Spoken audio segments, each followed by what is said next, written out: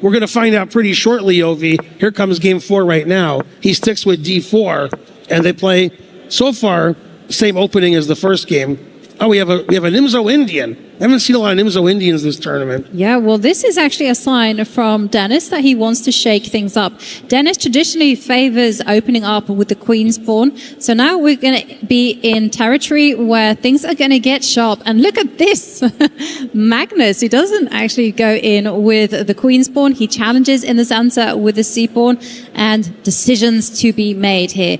Does Denis play very carefully? Does he reinforce that center?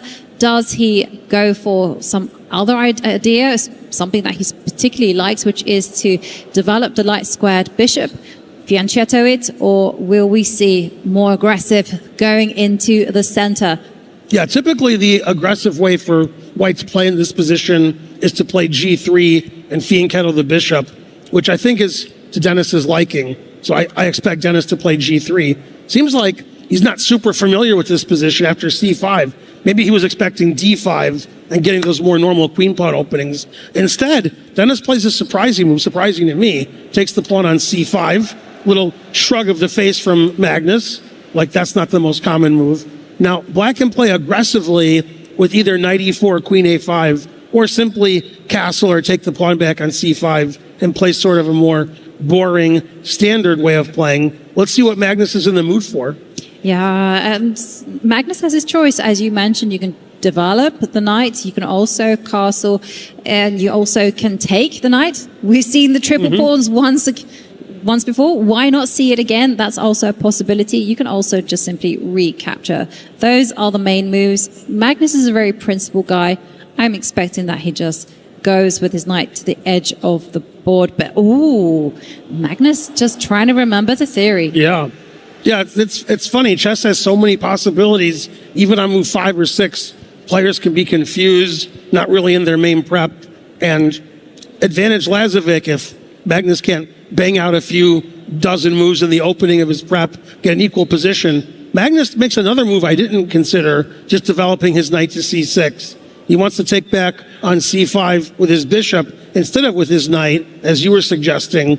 And eventually, white has to decide whether to play e3 bishop e2 or g3 bishop g2. And possibly, he might even move the bishop on c1 first. So, very unusual Imzo Indian. The players seem like they're both out of their prep. And Magnus shaking his head, very confused. Yeah, what seems to be bugging Magnus there? Well, white has plenty of moves, a lot of them that you suggested, Ben. You can also just take the time out to defend the knight. You can move the bishop up 1 square. You can also come out with your queen. And maybe Magnus and Denis understanding that actually the game is transposing into a line that perhaps Magnus didn't really want to be going into. Main move here is to come out with the bishop all the way, pin the knight. I've had white in this position many times in my career because I play queen c2 Imzo Indian. A3's a little passive move. Bishop g5 is more common. Bishop f4 is also played. I play bishop g5 myself. I've actually had this position too because I've played a3 with the bishop on b4, then they take on c5 just for a different move order. Typically, when white plays a3, Lazavik is thinking of playing b4 and fianchettoing his bishop and gaining space on the queen side. And black has 2 ways to play now. Black can play an early d5, or black can retreat the bishop to e7 and fianchetto the other bishop, play sort of a hedgehog structure. Magnus is trying to figure out whether to fianchetto his queen bishop, which is what he did, or play d5 right away, which he can still do later. But Magnus wants to play bishop b7, rook c8, and have his rook oppose the queen on c2. This is one of white's main problems in this opening, is the c-file is half open, and the queen on c2 can get harassed by Magnus's rook.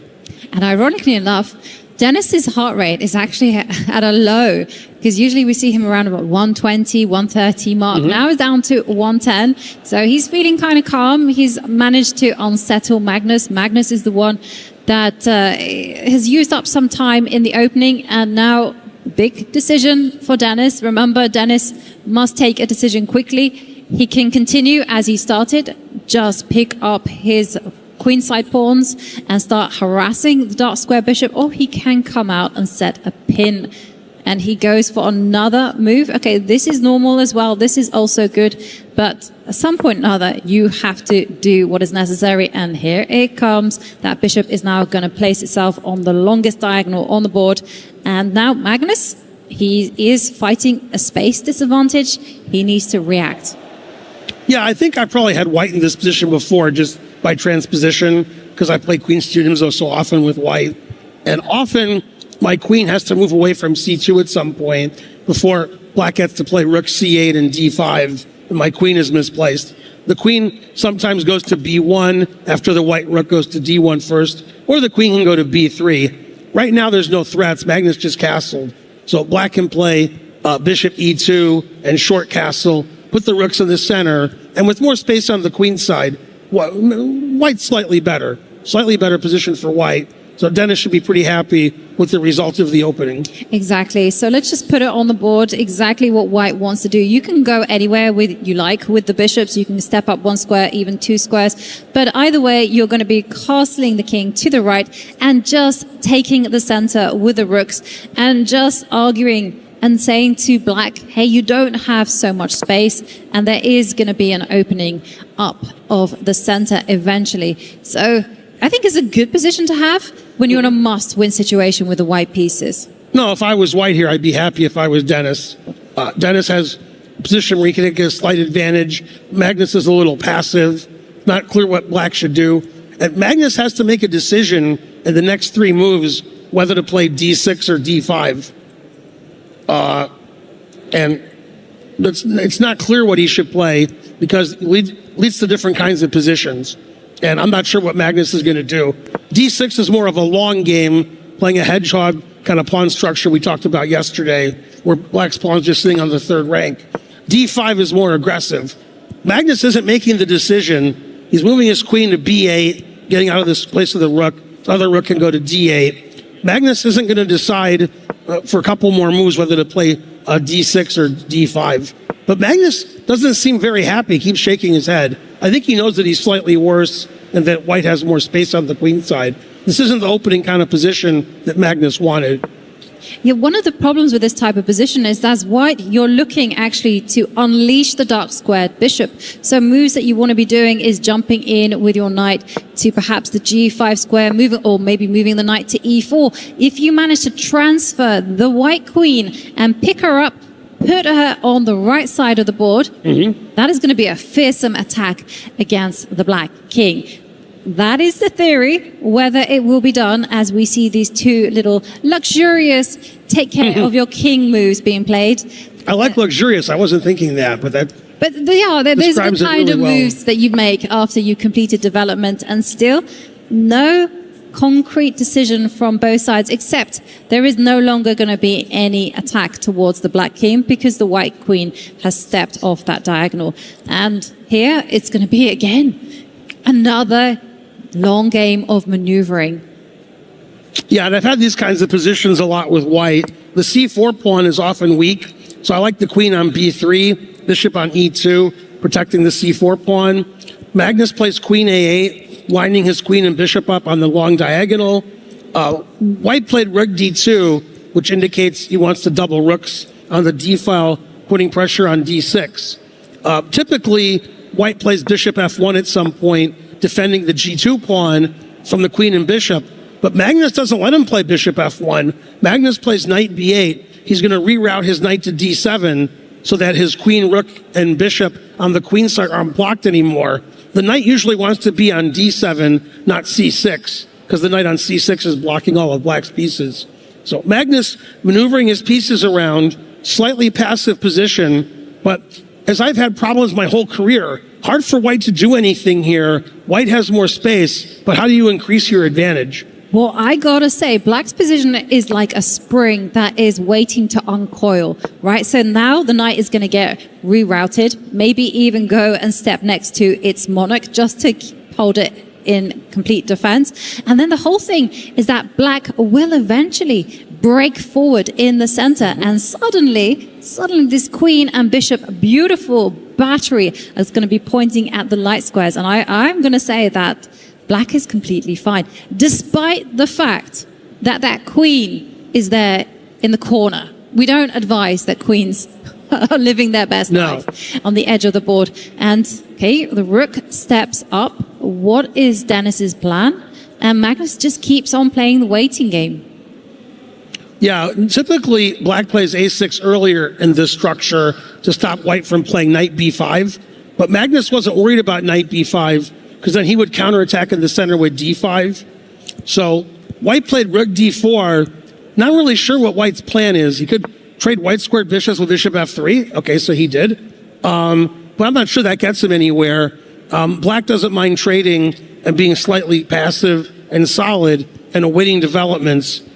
For some reason, Lazavik has been taking quite a long time trying to figure out a way to build up his advantage. As a consequence, Magnus has 2 extra minutes on the clock.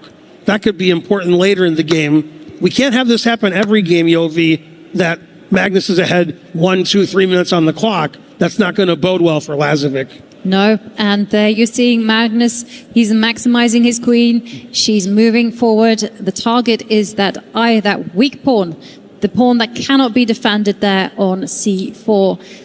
That's exactly what Magnus is thinking. Maybe he's going to even triple on that half-open line, and there's going to be huge pressure for Denis as the clock ticks down. And remember, if Denis wants to take this match to Armageddon, if he wants to level, he needs to win with the white pieces. And the problem is there's no easy point of attack.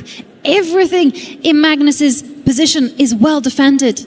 This is the description of overprotection. No, this is really nice maneuver using the first rank. Super Grandmasters are great at using the first rank to maneuver their pieces. Knight b8 to d7. I've seen that before. And now Magnus very quickly plays b5, putting pressure on the pawn on c4. And once the c and b pawns are traded, then Magnus can play d5 later, and the rooks on the d file are sort of hitting on that strong d pawn. I actually like Black's position now. I'd rather have Black. This doesn't look like White can do anything. And not only that, Denis is taking a lot of time. Looks like he's really getting outplayed this game. Black has the advantage. Black has more center pawns. Black has 3 extra minutes. So far, advantage Magnus. And it's a must-win game for Denis. Denis is down 2-1. It's a 4-game match, the first set. Denis has to win to force Armageddon. Otherwise, he's down 1-0. So far, it's looking like all Magnus this game, Yovi. Yeah, I was going to say, look at that. The knight comes in. It's going to post up into the middle of the board. And the thing is, and this is going to be Denis's biggest challenge, is that his strengths are the same strengths that Magnus possesses. They have very much the same style. It's very clinical, very patient, and we see why Magnus is the world #1. So decision here, do you recapture with the knight? That looks very logical. Or do you just start to change the nature of the position? He takes with the pawn, and now I'm expecting those pawns to start advancing. Yeah, I like this. I like what's transpired here, and perspired for Denis, because the game is really tricky now with game becoming completely asymmetrical. Black's position is still better, but at least White has 2 passed pawns, something you can look forward to later. Magnus is going to have to play his best game now to make sure White doesn't advance those pawns and make sure Denis doesn't blockade the queenside pawns. Magnus played the moves he thought they were the best. But maybe this made the game trickier and puts Denis back in the game, even though Denis has a big time disadvantage. Maybe he can catch up if Magnus can't figure out how to prosecute this initiative in the center. Yeah, he doesn't have to rush, though, because it's not going to be very easy for White to mobilize the pawns on the left. You know, if you step up with one pawn, the bishop is going to come in, perhaps capture, perhaps start eyeballing some squares. So this position definitely has gotten a lot riskier for both sides, but Magnus still has some time. He does improve his king, and Denis needing to win, he starts to grab space on the right side of the board. But the left is where it's all happening. No, I think Magnus still has an excellent position, but I think the match dictates that since White must win, things have been improving White's position for that perspective. I think there's more winning chances. Pushing all of his pawns on both sides of the board, Magnus trades the knights. Magnus shaking his head, doesn't like the way he's been playing this position. The engine agrees. The engine actually likes white now. White has a nice blockade in the center. Ooh. White's playing aggressively on the king side. F5, very aggressive move from Denis. Yeah, but what a beautiful move, because suddenly, what are you going to do about the pawn that's under fire? If you step up, chase away the white knight, well, it leaves behind a weak sibling there in the middle. That's not going to be easy to defend. And suddenly, just like that, black's pawns could have become immobilized and now sitting targets. And we could here be seeing perhaps the start of Denis taking over. Tax the rook. Rook has to move. Now you can come over with the other pawn, and it's going to be white's two pawns on the left that are going to be racing up the board. Denis, 1 minute and 26 seconds, and he has to generate play. He has to put the pressure, and he doesn't play the pawn move that I wanted. Instead, he challenges in the center. Is this the right direction, though? Denis is making a lot of pawn moves, F5, B5, E4. The engine likes some of them, doesn't like other ones. It says the position's about equal. Denis still has a problem on the clock, but this is a 3-result game. All 3 results can happen. Both sides have lots of passed pawns.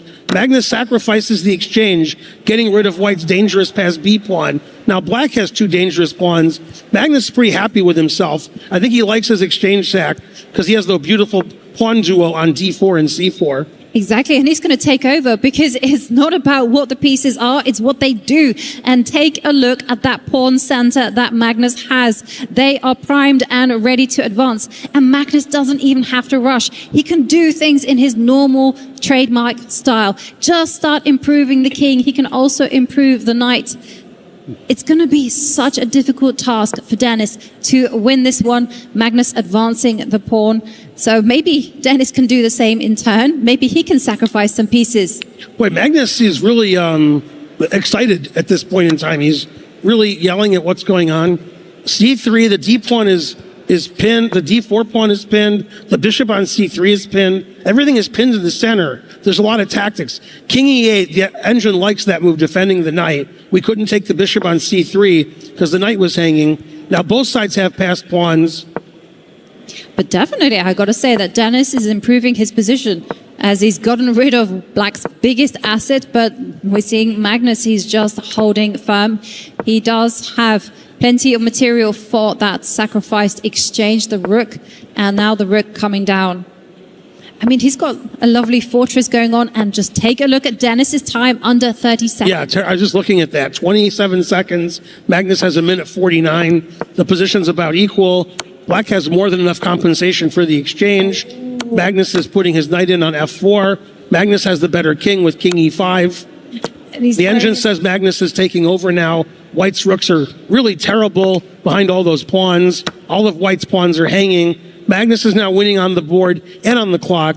Magnus's pawns are too strong, and White's in a lot of trouble.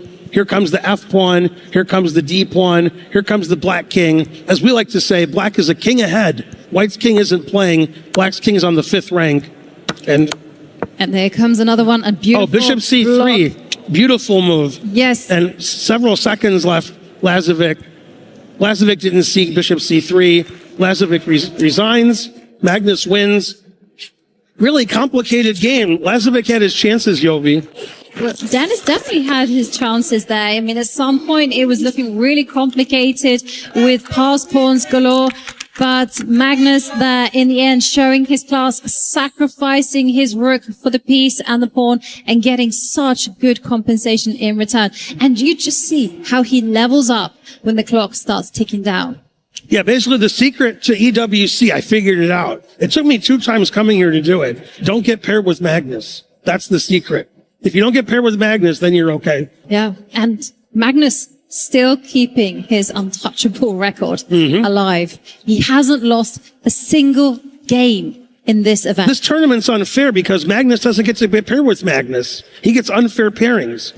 Why can't Magnus get paired with Magnus? Then we can see how strong he really is. Instead, the other players get paired with Magnus, and you can see they're already on the back foot when the match begins. Magnus winning pretty handily, 3-1. That was the first match they play. They play another 4-game match. The only way Denis can come back is if he wins the second match, Then they play a third match of 2 games, and he has to win that match as well.